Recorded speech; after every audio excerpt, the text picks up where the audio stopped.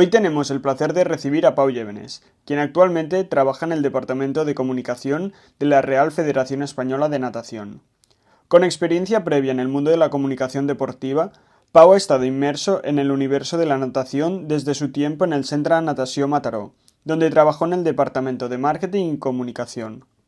Su compromiso y pasión por el deporte lo llevaron a dar el salto a la Real Federación Española de Natación, donde ha desempeñado un papel crucial en la promoción y desarrollo del deporte acuático a través de las redes sociales. Con una visión estratégica y creativa, Pau ha sabido conectar con diversas audiencias, desde atletas y entrenadores hasta aficionados y patrocinadores, utilizando las plataformas de redes sociales como herramientas clave para aumentar la visibilidad y el compromiso con la federación. Además de su trabajo en la federación, Pau está comprometido con su crecimiento profesional y académico. Actualmente está cursando un máster de gestión deportiva, en su constante dedicación por mejorar y ampliar sus conocimientos en el ámbito del deporte. Estoy muy emocionado de tener hoy aquí, en este increíble espacio que nos ha cedido el Instituto Cruyff, a Pau, para hablar con él y que comparta con nosotros su experiencia, perspectiva y conocimientos sobre el mundo del deporte y la comunicación. Bienvenido, Pau. Muchas gracias, Tony. Estoy contento, la verdad, de estar contigo y seguro que comentamos temas muy interesantes. Primero de todo, quiero que nos expliques cómo llegas tú hasta la Federación Española de Natación. Bueno, pues esto es una historia que lo puedo explicar de una forma más reciente y centrándome solo en la parte profesional, pero me gusta ir un poco más atrás. Yo cuando era niño, con 12 años, jugaba hockey patines y un día me rompí los cruzados jugando en el patio del colegio y por ello empecé a hacer natación como rehabilitación. Me gustó, empecé a nadar en el equipo de mi ciudad, en Mataró, en el Centre Natació Mataró, y estuve nadando ahí desde los 13 hasta los 17 años. Luego dejé la natación porque la carga de entrenos era muy alta y prefería centrarme en los estudios. Pasé a estudiar la carrera de marketing y al finalizar la carrera estuve durante un año buscando trabajo hasta que encontré trabajo de nuevo en el club, en el Centre Natació Mataró. Ahí estuve durante casi un año y medio trabajando en la parte de comunicación y de marketing, donde aprendí mucho porque es un club que tiene mucha potencia en lo deportivo y también en lo social y en el que no había mucha estructura comunicativa, entonces yo por mí mismo tenía la libertad de hacer lo que considerase y de trabajar pues, de la forma que a mí me pareciera más oportuna. Al finalizar este casi año y medio me salió una oportunidad de la Federación Española de Natación para trabajar específicamente las redes sociales y decidí dejar el trabajo en Mataró y ahora mismo estoy compaginando el trabajo de la Federación Española, en la que trabajo solo en la parte de redes sociales, y el estudio del máster universitario en gestión deportiva aquí en el Johan Cruyff. Quien, por cierto, nos ha cedido este increíble espacio para hablar hoy. Quiero que nos cuentes un poco cómo es tu día a día en la Federación. El día a día no es tan emocionante como podría ser quizás en un club, porque en la Federación nos encontramos pues con dos retos principales y uno es el calendario, que cuando no hay competición internacional es mucho más aburrido porque el contenido que tú puedas crear en un mundial o en un europeo es mucho más emocionante que lo que se va dando durante la competición de clubes.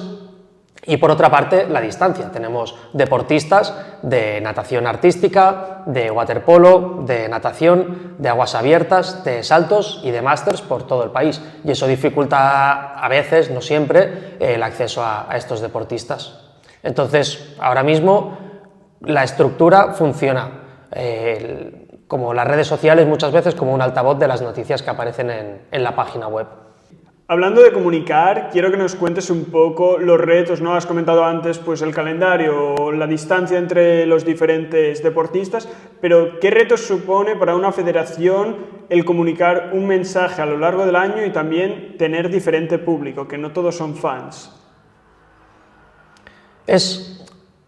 Durante la época que dura la competición internacional, pues como ha sido recientemente el Mundial de Doha, es mucho más fácil hacer esta organización porque todo consiste en planificación. Tú sabes como federación qué deportistas están participando en este mundial, cuáles son los resultados más o menos esperados y es simplemente tener planificado qué puede pasar, de qué forma lo vas a comunicar y siempre tener ahí como una segunda opción en caso de que se dé una situación inesperada. Por ejemplo, con el waterpolo estamos muy mal acostumbrados, o bien acostumbrados, no lo sé, a que en cada torneo internacional a los que va la selección femenina y masculina vuelvan con una medalla, pero tú como departamento de comunicación o como redes sociales no puedes esperar siempre a hablar de medallas, a hablar de victorias, entonces siempre tiene que haber ahí una parte de planificación.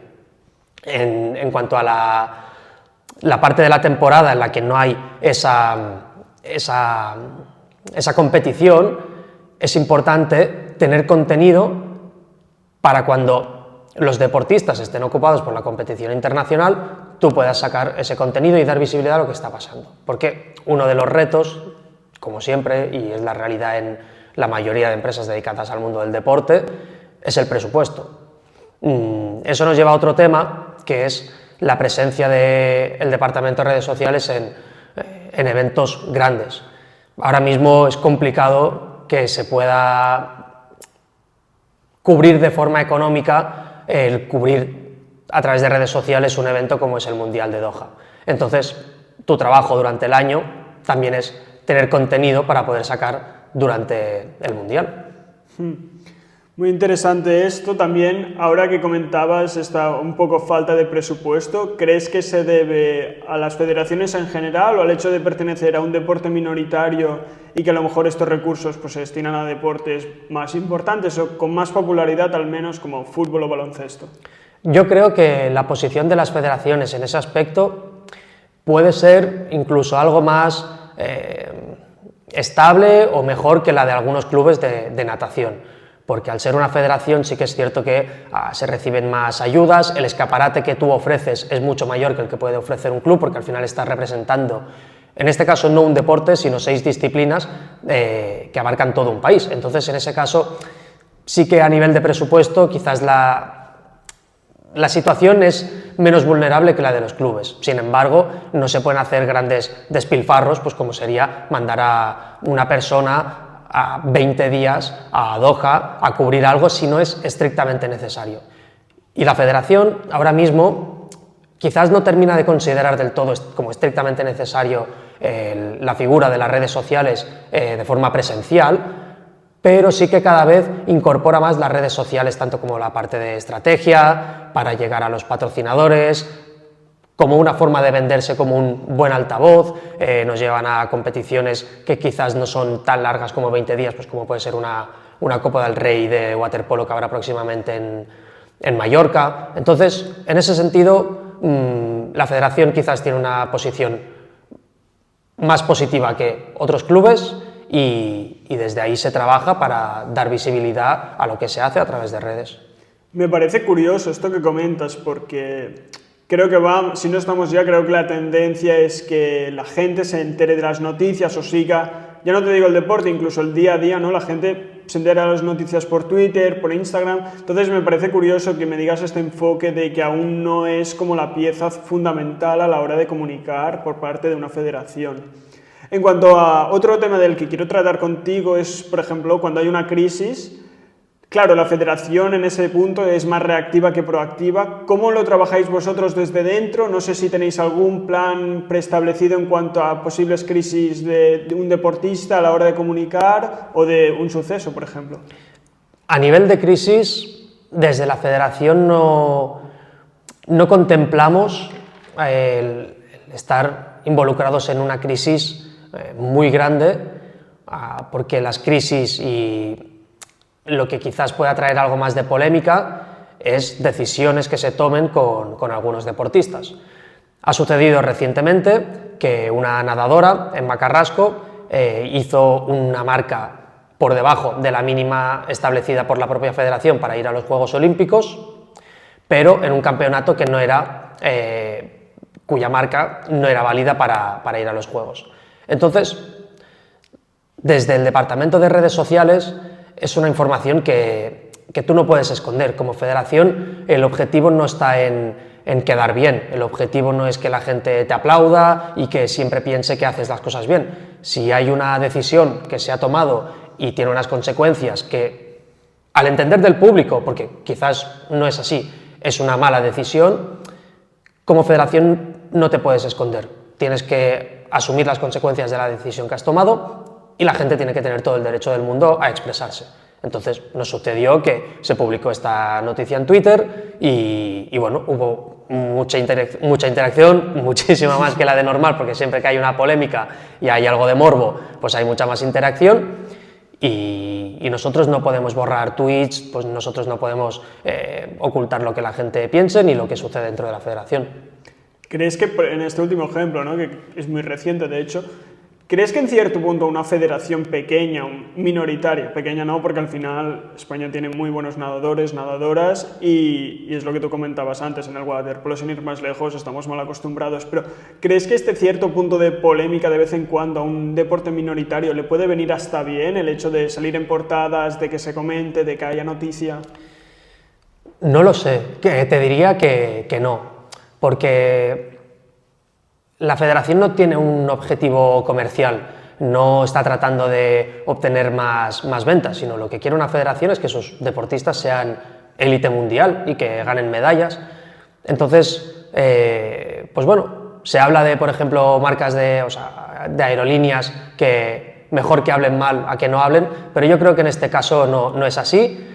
Por eso que te digo de que no existe ese fin comercial, pero también porque formamos parte de un mundo que, por desgracia, no lo sigue mucha gente, no hay mucha gente involucrada en comparación con otros deportes, pues como el baloncesto o el fútbol. Entonces, no tenemos que hacer ruido de cualquier forma, lo que tenemos que hacer es conseguir que la gente que nos sigue siga motivada con la natación, con el waterpolo, los saltos, la natación artística, lo que sea, y traer a gente nueva. Entonces, la gente nueva no va a seguir la natación porque ha habido una polémica con una marca que ha hecho una nadadora, eso no va a suceder. Entonces yo creo que el trabajo es todo lo contrario, tratar de que las noticias positivas tengan visibilidad, de que cuando haya eventos como un mundial esté Teledeporte y Radio Televisión Española siguiéndolo y dándole visibilidad.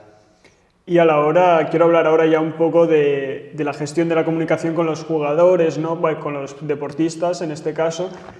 ¿Es fácil crear contenido con un nadador después de que haya hecho 200 metros espalda? ¿Es fácil hablar y crear contenido con un waterpolista después de haber perdido un partido importante en una Copa del Mundo? ¿O también os supone a vosotros un reto el buscar este contenido de calidad y que a la vez sea honesto y sincero por parte del deportista? Por la parte de los deportistas, en general, es muy fácil tratar con ellos, es muy fácil hacer contenido, todos están comprometidos con darle visibilidad al que es su deporte, al que es su disciplina, y más si han conseguido un buen resultado. Entonces, por esa parte es muy cómodo, muy sencillo, y aunque obviamente hay deportistas que les gusta más y otros que les gusta menos la cámara, siempre van a estar receptivos a hacer cualquier tipo de contenido que le propongas. Sí que es cierto que por las propias restricciones que te pueda poner una federación internacional, el crear contenido o el acceder a tus propios deportistas en estas competiciones es un poco complicado. Pero hilando esto con lo que comentabas antes de que hay un cambio de paradigma en cuanto a cómo la gente de quizás hasta 35 años se informa, creo que eso explica también muy bien cómo un deportista ahora, pues al salir del agua, quizás no esté tan interesado o no le haga tanta ilusión o no le apetezca ir a responder unas preguntas para un medio de comunicación o para salir en la tele.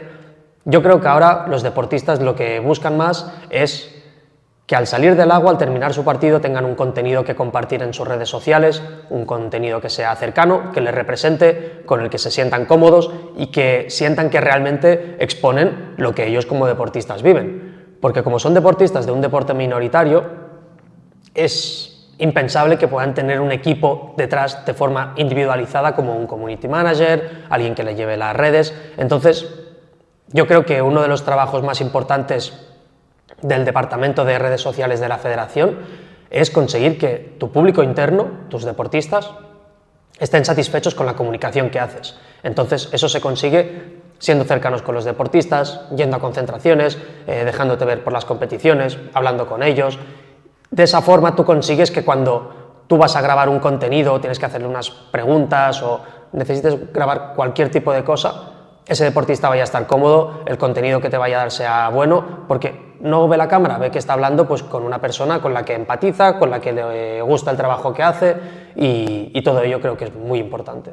Antes de pasar al plano deportivo, ¿no?, que quiero comentar los recientes resultados muy buenos, por cierto, del pasado Mundial de Doha, y también cómo ves tú de la federación, ¿no?, también los Juegos Olímpicos de París, que son en unos meses. Quiero preguntarte, porque tú ahora estás estudiando un máster en gestión deportiva aquí en el Cruyff Institute, así que quiero, ahora que ya llevas 6 meses, saber qué aprendizajes has tenido en estos meses y si te ha supuesto algún cambio o alguna forma diferente de afrontar tu trabajo de comunicación desde la federación.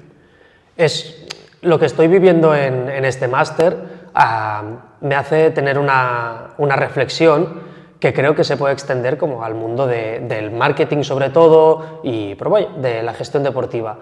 Creo que cuando uno está trabajando en el mundo del deporte, desde una parte pues, ya sea de marketing, de patrocinio, de branding, cualquier cosa, no tiene que ir a un máster con la idea de voy a aprender muchas cosas.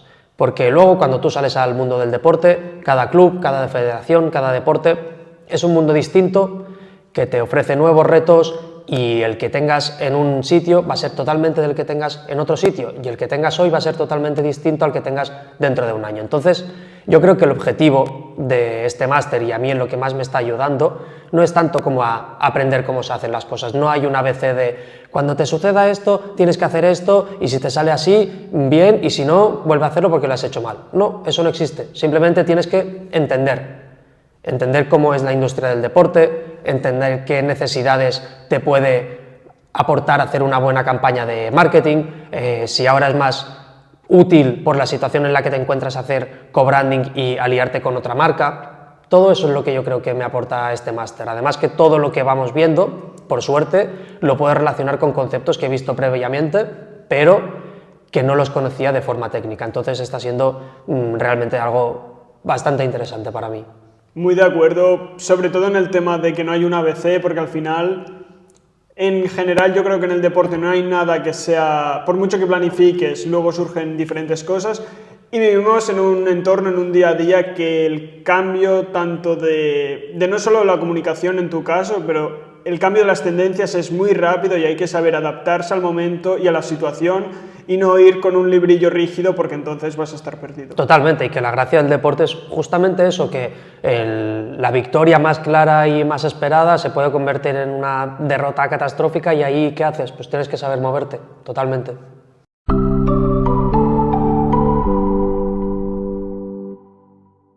Bien, Pau, ahora quiero que hablemos ya un poco más del tema deportivo, de los resultados y justo la semana pasada acabó el Mundial de Doha.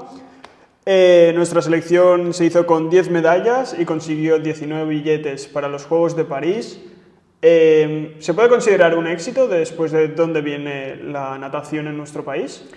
Si lo miramos por la parte de la natación, las 2 medallas en piscina que hubo de Hugo González en el 100 y el 200 espalda y la plata de María Valdés en los 10 kilómetros en aguas abiertas, sí, es un éxito. España venía de una época en natación de mucha sequía en cuanto a medallas internacionales, desde Mireia Belmonte hace 7 años que no se conseguía subir al podio en una competición internacional. Entonces, ahora el haber vuelto a tener presencia en el podio, incluso conseguir que suene el himno de España con ese oro en 200 espalda por parte de Hugo, es algo que se puede considerar como un éxito. Entonces, pero sin embargo, yo creo que el mayor éxito es el gran volumen de participación que ha habido en Doha por la parte de natación, porque la natación históricamente en España siempre ha sido un deporte que ha tenido estrellas de forma muy puntual y que le ha costado tener un grupo sólido. De hecho, muchas veces los nadadores, y yo lo he comentado con algunos de ellos, cuando destacan y despuntan en España, se sienten muy poderosos, se sienten muy grandes y cuando van a la primera competición internacional se dan cuenta realmente de lo que es el nivel top y muchas veces desde España no se llega. Entonces el trabajo ahora está en crear una base sólida de nadadores buenos, con buenos entrenadores, buenos técnicos, que suban juntos y poder conseguir que la natación en España sea sólida, no solo por sus estrellas puntuales, sino por un grupo de estrellas. Has comentado diferentes cosas que te quiero preguntar, así que voy a empezar por partes. La base está sólida, se han hecho diferentes propuestas desde diferentes personas del mundo de la natación aquí en nuestro país. Una de ellas ha sido juntar a los mejores en un sitio, porque al final hay gente entrenando en el CAR de Sant Cugat, en Málaga, en diferentes sitios, y es verdad que al final no hay esa competición interna en el día a día que sí que hay en otros lugares, como por ejemplo Estados Unidos, Francia, Australia, Italia, ¿no? Que son mucho más competitivos después en las competiciones. Entonces, ¿por dónde crees que pasa tú el aumentar esta competitividad interna? ¿Cómo lo podemos conseguir?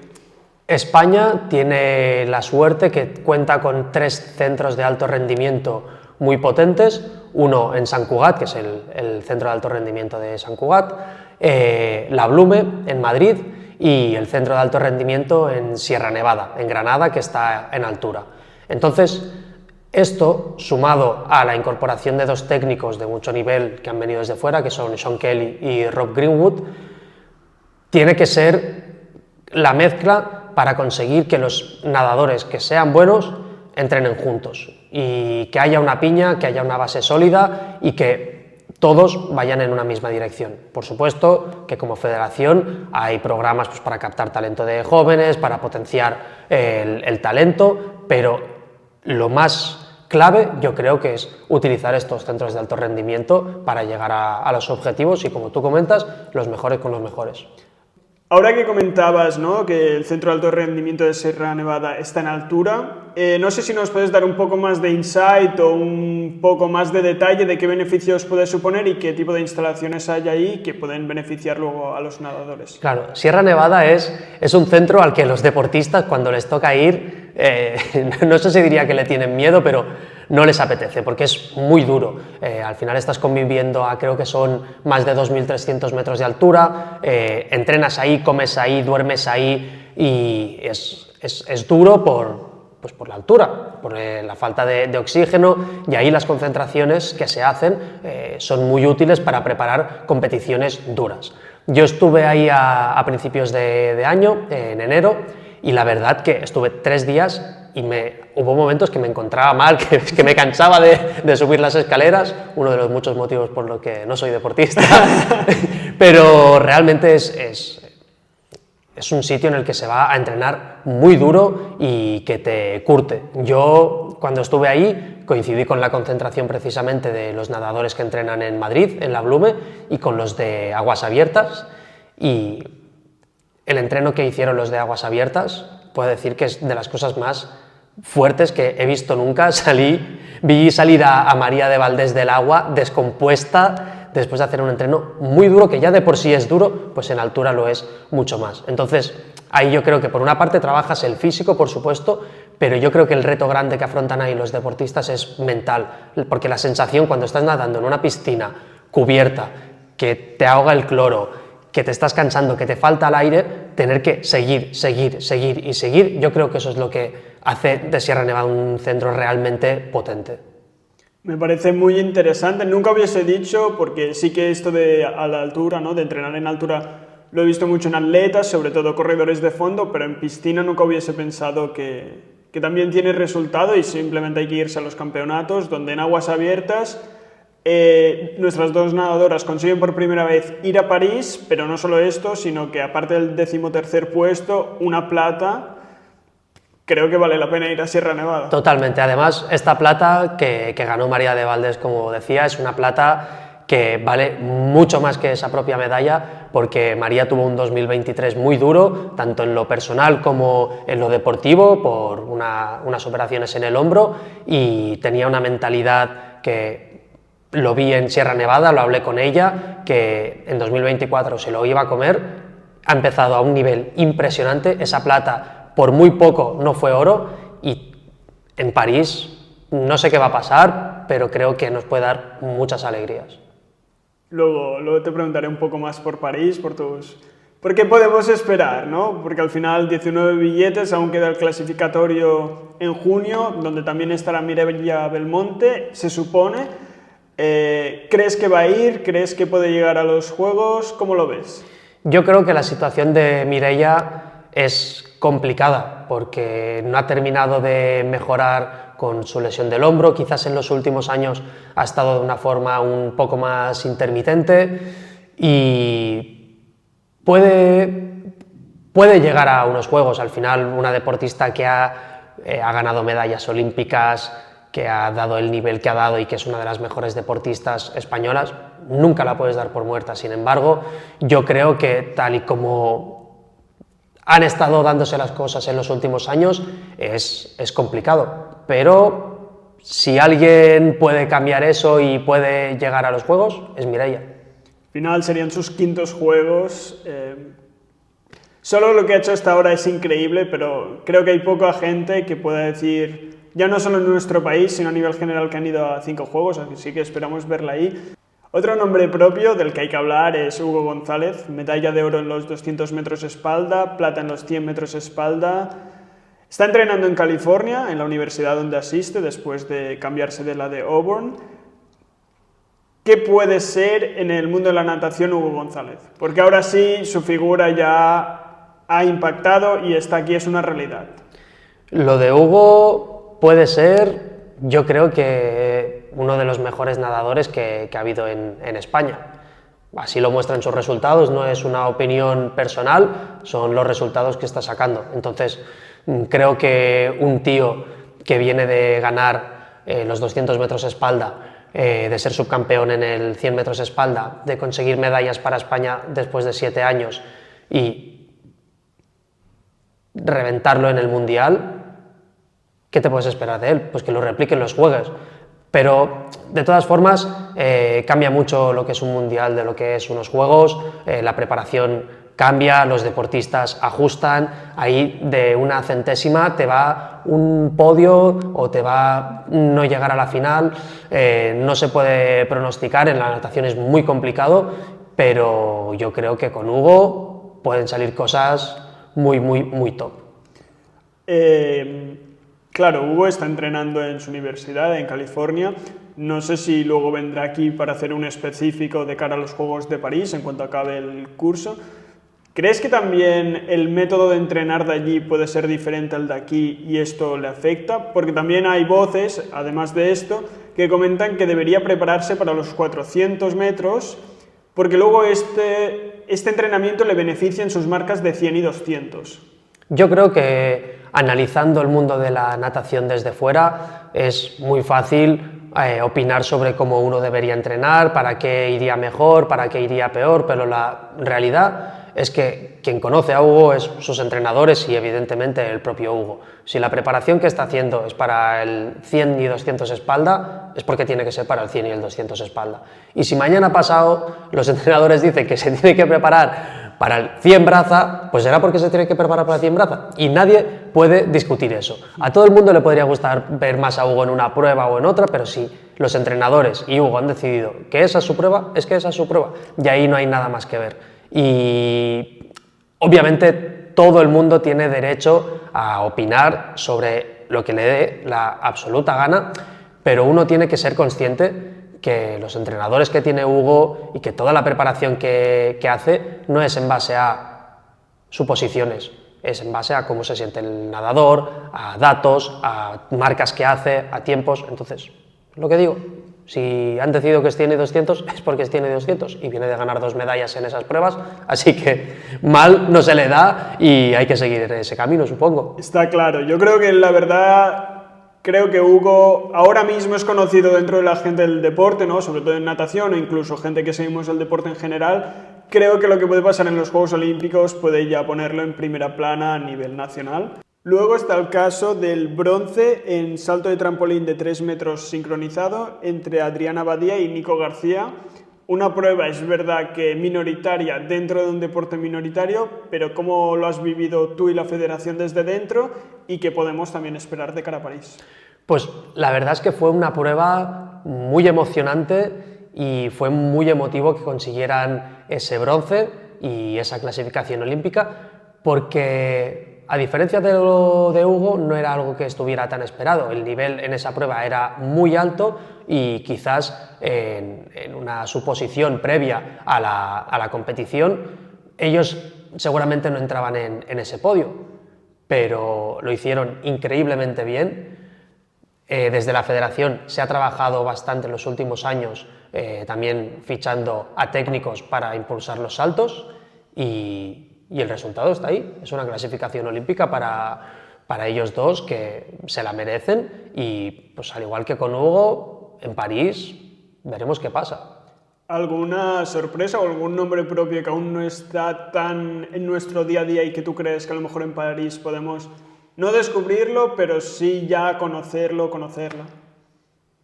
No es un nombre propio como tal, pero yo creo que el grupo que hay ahora mismo en España de natación artística es muy potente.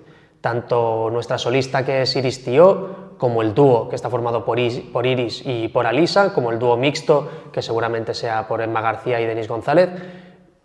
Son deportistas muy buenos, que han conseguido resultados muy buenos tanto en el Mundial de 2022 en Doha, en Fukuoka, en el pasado Mundial en Doha. Una plata, ¿no? Sí, y tanto por esa parte de solistas y dúos como de los equipos técnicos.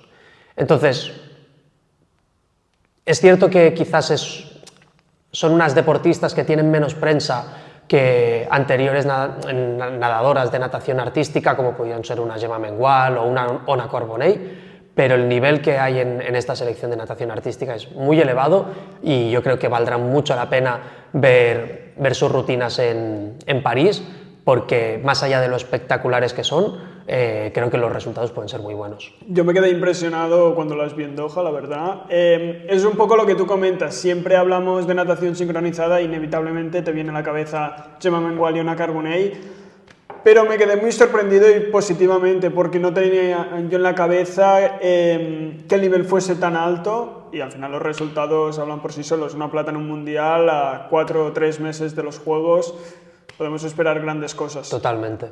Y ya que estamos llegando al final de la entrevista, no puedo irme de aquí sin preguntarte por el waterpolo. En el caso del femenino, bronce, victoria contra Grecia, 10-9, buen resultado. Sí, un muy buen resultado. Es cierto que podría haber sido una medalla de plata, una medalla de oro, pero en semifinales el cruce nos puso a Estados Unidos delante y hicieron mejor partido, honestamente. Pero de nuevo es lo que comentábamos antes,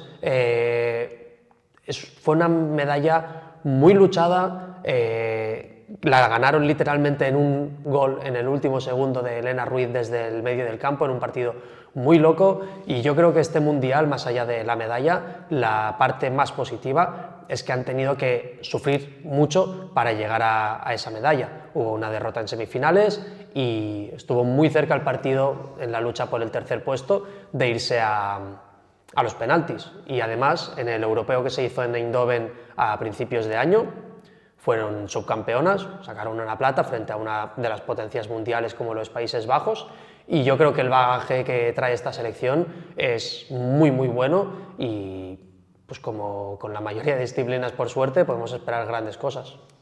Y antes de cerrar la entrevista, hay que también hablar de la selección de waterpolo masculina.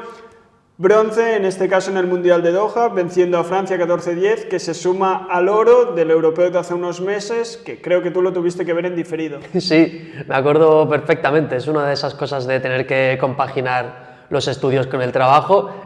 Me acuerdo perfectamente en clase de economía, durante la final del europeo, puse el móvil en modo avión y llegué a casa y vi ese partidazo con un golazo de Álvaro Granados al final. Una final histórica y que convirtió a la selección española masculina de waterpolo en campeones de Europa por primera vez. Y la verdad que, por suerte, podemos hablar de lo mismo con el masculino que con el femenino, que es de dos selecciones con un nivel altísimo y que optan a absolutamente todo. Con estas previsiones te tengo que hacer la pregunta: ¿con cuántas medallas la Federación Española de Natación va a salir de París? Yo creo que París siempre es más complicado, o sea, unos Juegos Olímpicos son más complicados que un Mundial, y por ello creo que tengo que dar un poco menos, pero pese a eso soy optimista y yo creo que podemos volver de París con 8 medallas y algún oro. Y algún oro. Algún oro va a caer. Estaremos pendientes. Algún oro. Muchas ganas de ver a todos estos deportistas en París. Yo también soy muy optimista y no sé si 8, pero creo que van a caer medallas, esto seguro. Ya como última pregunta, Pau, ¿a quién del mundo, tanto de la natación o del deporte, nos recomendarías entrevistar? Pues yo aquí tengo que barrer para casa, voy a tirar para Mataró, que por suerte es una ciudad con mucho nivel de deporte y claro que puedes encontrar al más famoso, a un tal Lamine Yamal, pero voy a barrer aún más para casa y para el Centre Natació Mataró, donde tenemos unos equipos muy top. Creo que en la parte de natación está Guillem Pujol, que es un tío con una mentalidad durísima, un verdadero tiburón que ha estado en este pasado mundial de Doha, pese a, por desgracia, no haber conseguido esa clasificación olímpica, y donde tenemos un equipo de waterpolo que es el vigente subcampeón de la Champions, que estoy seguro que este año va a pelear por el título, con unas deportistas increíbles, muy interesantes, con un entrenador, Dani Ballard, que también puede aportar mucho y con mucha experiencia, tanto como deportista, como entrenador, como directivo, y creo que si investigas por Mataró encontrarás grandes cosas. En el Centre Natació Mataró también, donde también está el equipo de natación adaptada, que son un equipo muy puntero en España, y yo creo que ahí encontrarás gente muy interesante, así que te invito a venir a Mataró a buscar. Perfecto, Pau, muchas gracias, ha sido un absoluto placer hablar contigo y aprender tanto de la comunicación como de la natación y a la vez cómo se juntan estos y cómo trabajáis desde la Federación Española para comunicar y sobre todo para dar a conocer este increíble deporte. Nada, el gusto es mío. Gracias, Pau. Esta ha sido la primera entrevista al canal. Pau ha resultado ser una persona muy interesante de entrevistar y nos ha ayudado a conocer mucho mejor cómo trabaja una federación, en su caso la de natación, desde el punto de vista comunicativo. Además, hemos conocido los diferentes retos a los que se enfrentan, en su caso sobre todo en cuanto al calendario y a la distancia entre deportistas. En el plano deportivo, hemos comentado los recientes resultados de Doha, muy positivos para la selección española. Además, ya de cara a los Juegos, comentamos cómo estos resultados de los recientes mundiales pueden trasladarse a los Juegos de París y, entre otras cosas, si Mireia Belmonte va a estar en esos Juegos o no. Espero que tú también hayas disfrutado tanto como yo de esta charla con Pau. Si es así, déjanos un comentario diciéndonos lo que más te ha gustado o a quién te gustaría que entrevistáramos en el futuro. Por mi parte esto es todo, espero que tengas un gran día y nos vemos en el próximo episodio.